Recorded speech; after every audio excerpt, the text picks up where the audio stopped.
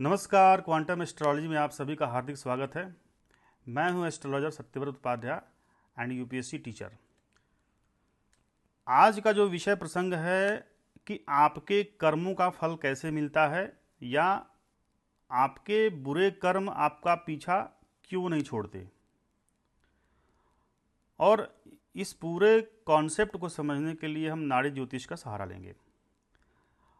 हम ये देखते हैं कि चार्ट पे ये कैसे वर्क करता है, कुंडली जो आपकी होती है उस पर यह कैसे काम करता है, पास्ट लाइफ कर्म इस जन्म को कैसे प्रभावित करता है। और इस पूरे कॉन्सेप्ट को समझने के लिए हम नाड़ी एस्ट्रोलॉजी का हेल्प लेंगे। परंतु आगे बढ़ने से पहले एक थोड़ा सा बेसिक्स मैं आपको बता देता हूँ कि ये जो कर्म होते हैं ना आपके लाइफ के, ये आपके सामने वापस ज़रूर आते हैं। आप भी अगर नोटिस किए होंगे तो वो आपसे दोबारा भेंट ज़रूर होता है उस कर्म से। कैसे? देखिए, हम जानते हैं कि अगर ये हम कालपुरुष कुंडली लेते हैं, कालपुरुष कुंडली में जो लगन होता है वो मेष राशि का होता है।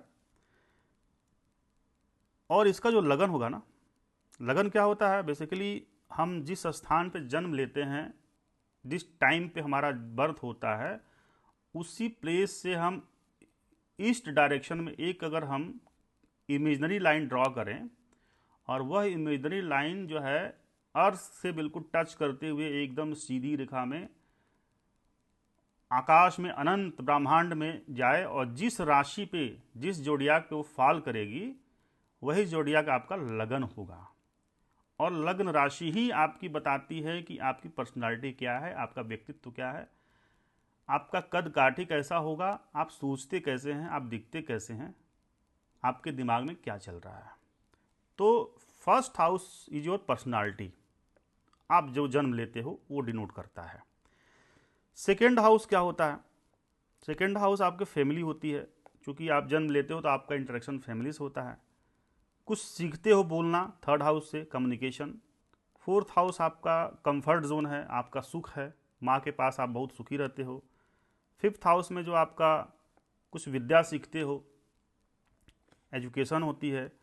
फिर जिंदगी के संघर्ष छठे भाव से कुछ समझ में आता है, संघर्ष करते हुए आपका सप्तम भाव में आपका विवाह हो जाता है।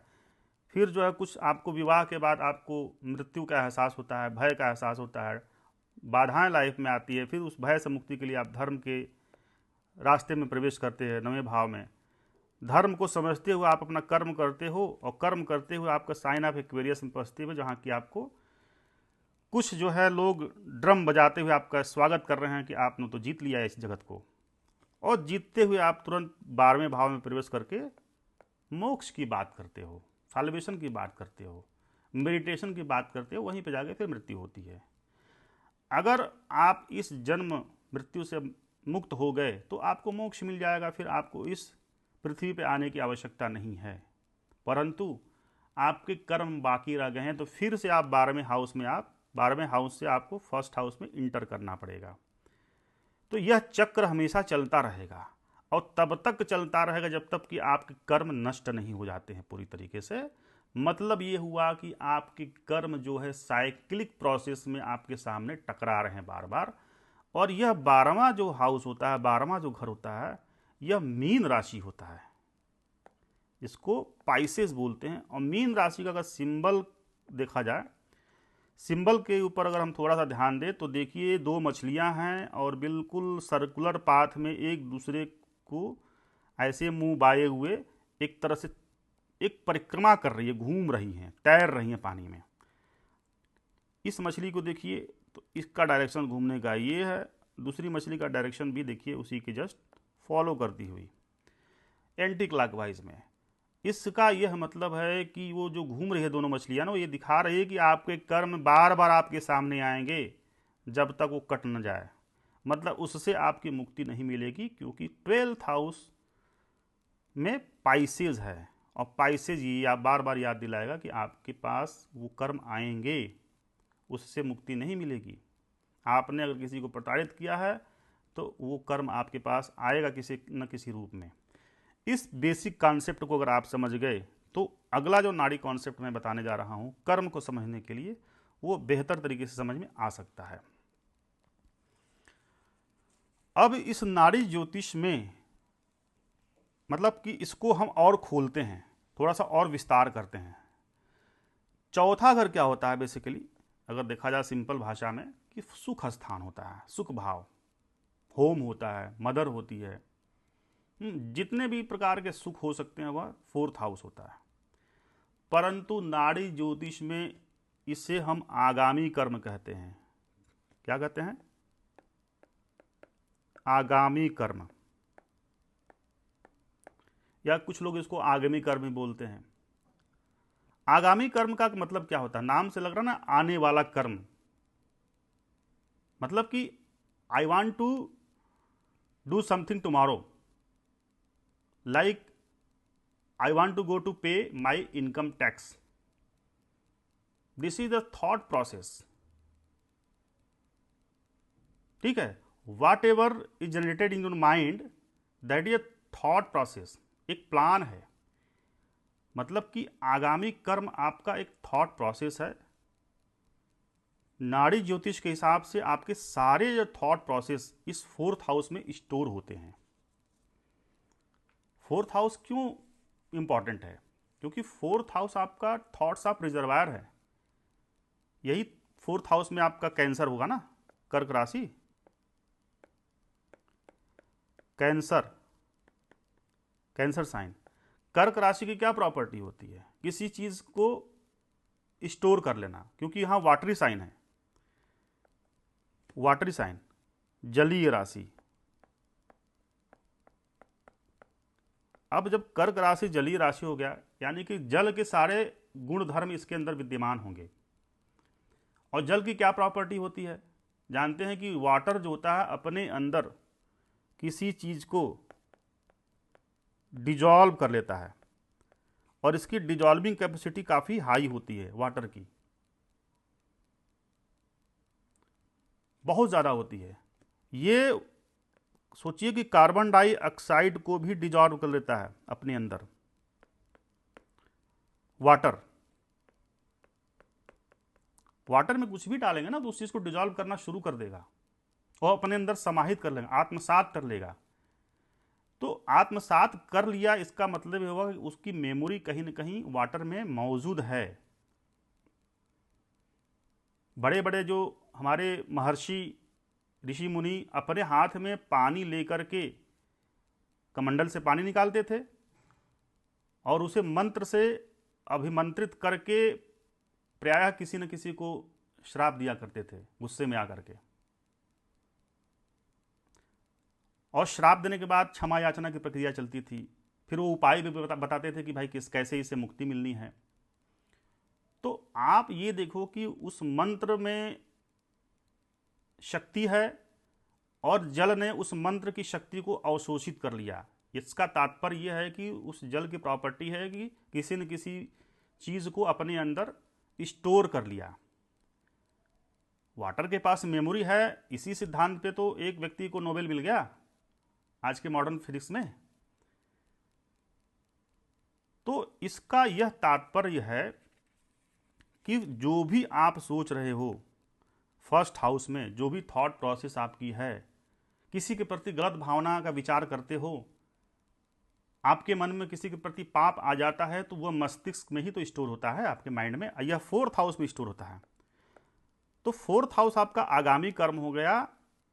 वह कर्म जो आप फिजिकली रूप से उसको करे नहीं, लेकिन वह मस्तिष्क में कहीं ना कहीं वो कर्म जनरेट हो गया, उत्पन्न हो गया। मन में किसी के प्रति बुरा भाव रखते हैं, विचार करते हैं। कहा जाता है ना, किसी के प्रति गलत भाव नहीं रखना चाहिए, किसी के बारे में गलत नहीं सोचना चाहिए। ऐसा क्यों कहा गया है? क्योंकि जैसे ही आप किसी के बारे में गलत सोचते हैं तो सबसे पहले आपका मन खराब होता है। फिर उसके बाद क्या होगा खराब? आपके अंदर ईर्ष्या का उत्पन्न होगा, जेलस की भावना आएगी, क्रोध आएगा, और इन सारे जितनी भी सारी चीजें सब इकट्ठे होकर के आपको एक बड़ी घटना की तरफ ले जाएंगे और आपका नुकसान करेंगे। तो किसी के बारे में गलत सोच रहे हो तो सबसे पहले आपका मन अशांत हो जाएगा और आप ही अपना नुकसान कर रहे हो। तो वो जो नुकसान कर रहे हो अपना, और आपका जो मन अशांत हो रहा है, उसी आगामी कर्म का तो परिणाम है, मैनिफेस्टेशन है। तो हर कर्म का मैनिफेस्टेशन होता है, जैसा करते हो वैसा आपका मैनिफेस्टेशन होता है। इस बारीकी को समझना आवश्यक है। अब इसी 1/4 का कॉन्सेप्ट जो है, मतलब 1 में आप कुछ भी सोच रहे हो वो 4th में आपका स्टोर हो रहा है। यानी कि लगन में जो भी आप सोच रहे हो वो 4th में आपका स्टोर हो रहा है, मन में स्टोर हो रहा है, माइंड में स्टोर हो रहा है। और गलत सोच रहे हो तो गलत उसका परिणाम, आपका अपना मन खराब हो रहा है। सही सकारात्मक सोच रहे हो तो आपका मन बहुत पवित्र हो रहा है। इसी फंडा को हम थोड़ा दूसरे तरीके से लगाते हैं। मान के चलिए कि सेकेंड हाउस क्या होता है? सेकेंड हाउस आपकी फैमिली होती है, परिवार, जिसको कुटुंब बोलते हैं।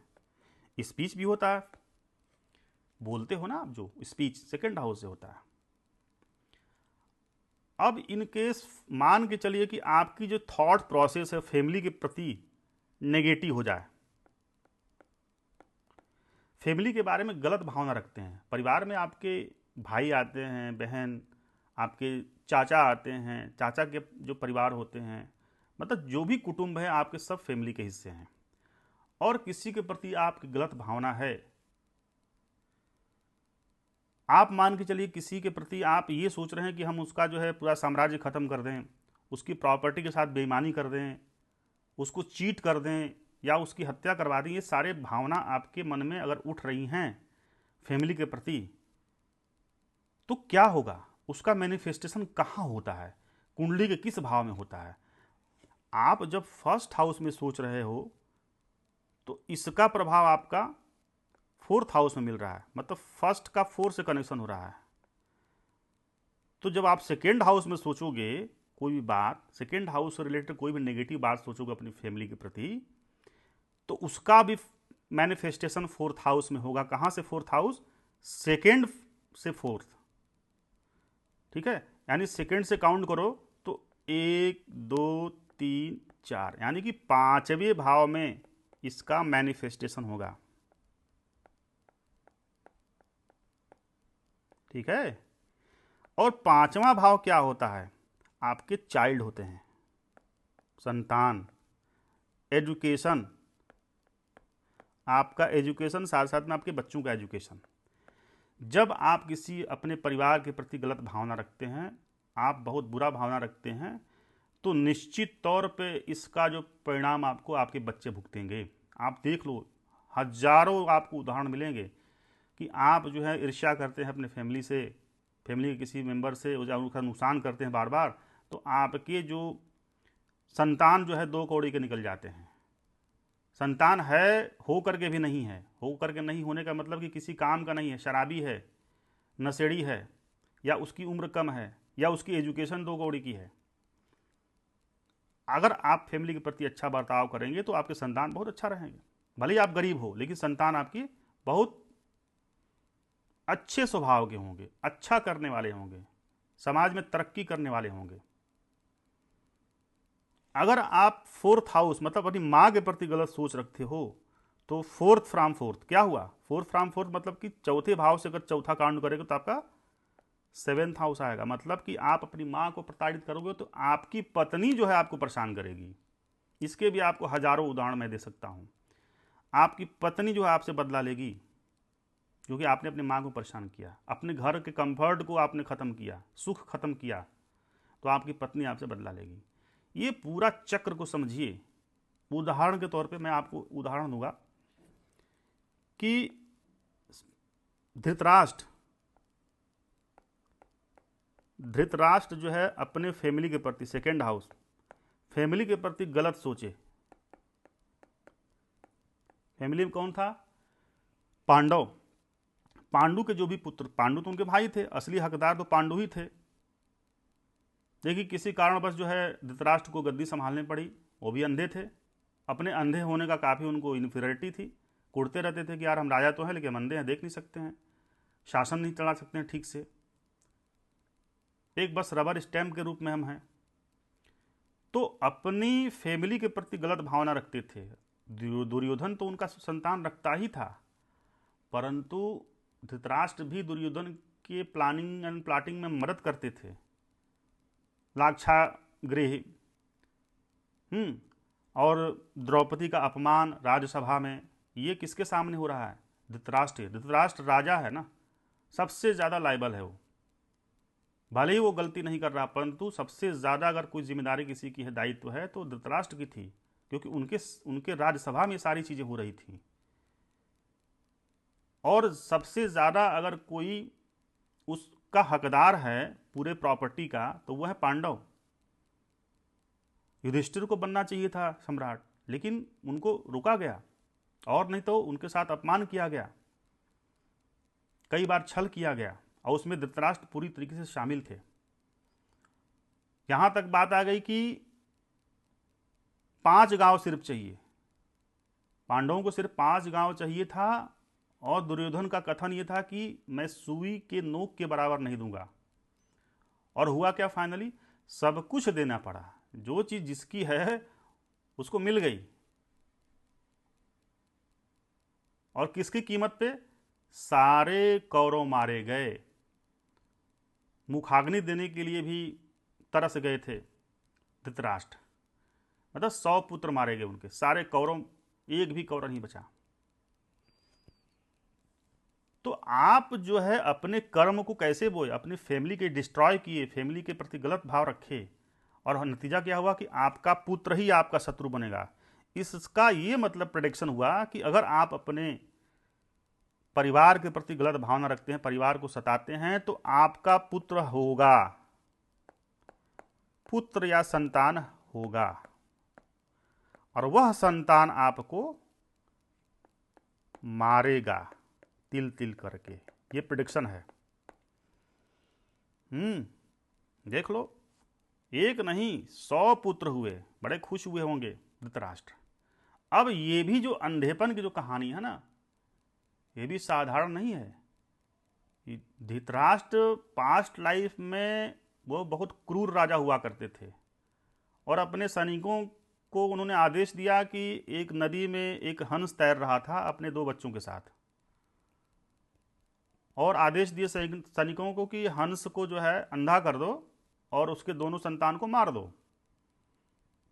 जब हंस के दोनों संतान को मार करके अंधा कर दिया गया, तो हंस ने धृतराष्ट्र को श्राप दिया, जैसे मेरे संतान को आपने मारा, अंधा कर दिया, वैसे आपके भी संतान होंगे और आप अंधे रहेंगे, और आपके सामने ही सारे आपके पुत्र मारे जाएंगे। मतलब सोचिए कि उसके बाद इनका राजा के रूप में जन्म होता है धृतराष्ट्र का, और 100 पुत्र हुए, और ये अंधे हो गए देखो, और सारे पुत्र मारे गए। तो कैसे जो साइन ऑफ पाइसेस जो है ना, मीन राशि, वो आपके कर्म को आपके सामने ला रहा है, और पीछा नहीं छोड़ने दे रहा है, नहीं छोड़ने देगा पीछा। तो वो सारी घटनाएं आपके सामने घट रही हैं। पास्ट लाइफ के जो भी आपके बुरे कर्म हैं, वो पीछा नहीं छोड़ रही हैं।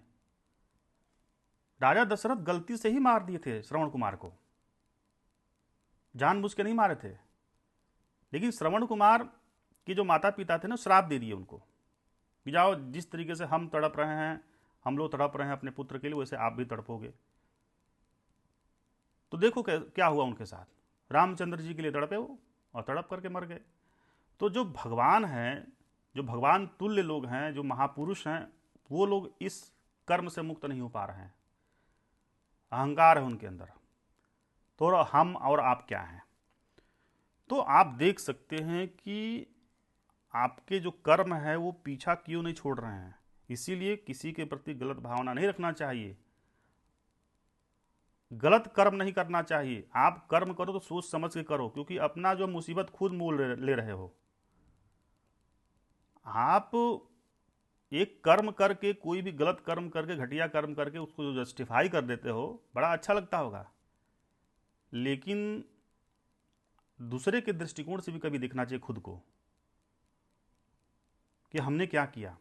प्रायश्चित करो उस कर्म का जो तुमने गलत किया, प्रायश्चित करो, क्षमा प्रभु तो कर ही देंगे, क्योंकि उनका जो है सबसे बड़ा गुण धर्म है प्रभु का, वो क्षमा कर देंगे। परंतु एक्सेप्ट तो करो गलती हुई है। एक्सेप्ट नहीं करना, ये अहंकार का बोध है। जहाँ पे अहंकार वहाँ पे अज्ञान है, और जहाँ पे ज्ञान है वहाँ अहंकार है ही नहीं। तो इससे मुक्ति कैसे मिलेगी? क्योंकि फोर्थ हाउस जो है ना, सारी जो घटनाएं घट रही है ये फोर्थ हाउस में हो रही हैं। ये फोर्थ हाउस की बीमारी है। और फोर्थ हाउस में ही जो जुपिटर होता है वह उच्च का होता है। फोर्थ हाउस में जुपिटर उच्च का हो जाता है। इसका यह मतलब होता है कि आगामी कर्म से मुक्ति आपको ज्ञान दिलवाएगा। ठीक है, तो बृहस्पति जो होता है ना वही इससे मुक्ति देगा। तो कंक्लूजन ये निकला कि आगामी कर्म से मुक्ति आपको आपका ज्ञान देता है। आपके पास ज्ञान आ गया ना कि अरे यार किसी के बारे में गलत नहीं सोचना चाहिए, उससे अपना ही नुकसान हो रहा है। अरे यार हम किसी के बारे में क्यों हम मर्डर प्लान करें, किसी को नुकसान करने के बारे में, मारने के बारे में क्यों प्लान करें? हम मार तो देंगे लेकिन हम भी तो फंस सकते हैं। तो ज्ञान ने आपको बचा लिया। छोड़ो, उसी उसी की विजय है, वही जीत गया हमसे। हमारे भाग्य में जितना था उतना हमको मिल गया। ये ज्ञान आपको बचा रहा है उस मुसीबत से। तो हमारी जो उपनिषद है वो कहती है कि आगामी कर्म से मुक्ति आपको आपके ज्ञान देती है, ज्ञान से मिलता है। तो ज्ञान की तरफ जाइए। और ज्ञान कौन देगा? गुरु। एक अच्छा गुरु आपको ज्ञान दे सकता है। किताबें भी गुरु होती हैं, अच्छी पुस्तकें भी गुरु होती हैं। ठीक है, वो चौराहे पे खड़ा जो ट्रैफिक हवलदार होता है वो भी गुरु होता है, क्योंकि आपको रास्ता बता रहा है ना कि चारों रास्तों में से कौन सा चुनाव करना है। तो ज्ञान आपको समय समय पर अन्य अलग अलग तरीकों से मिलता रहेगा। एक खुली हुई खिड़की भी आपको ज्ञान दे सकती है। तो अगले वीडियो में मैं बताऊंगा आपको कि संचित कर्म से मुक्ति कैसे मिलेगी, और संचित कर्म होता क्या है, और वो कैसे कुंडली से पढ़ते हैं, और उसका क्या नुकसान और क्या फायदा होता है। संचित कर्म से मुक्ति आपको कैसे मिलेगी? प्रारब्ध कर्म से मुक्ति तो नहीं मिलेगी, क्योंकि प्रारब्ध कर्म भोगना अनिवार्य है। वो पीडीएफ फाइल है, उसमें आप छेड़छाड़ नहीं कर सकते हैं। तो दोस्तों आज के लिए बस इतना ही। उम्मीद करता हूँ कि आज का वीडियो काफ़ी आपको पसंद आया होगा। और प्लीज़ मेरे इस चैनल को सब्सक्राइब ज़रूर करिए, लाइक करिए, शेयर करिए। और जो भी क्वेरी आपके मन में, जो भी सवाल हो, आप कमेंट बॉक्स में आप छोड़ सकते हैं, लिख सकते हैं, ताकि उस पर भी मैं कुछ वीडियो बना सकूं। तो आज के लिए बस इतना ही। Thank you.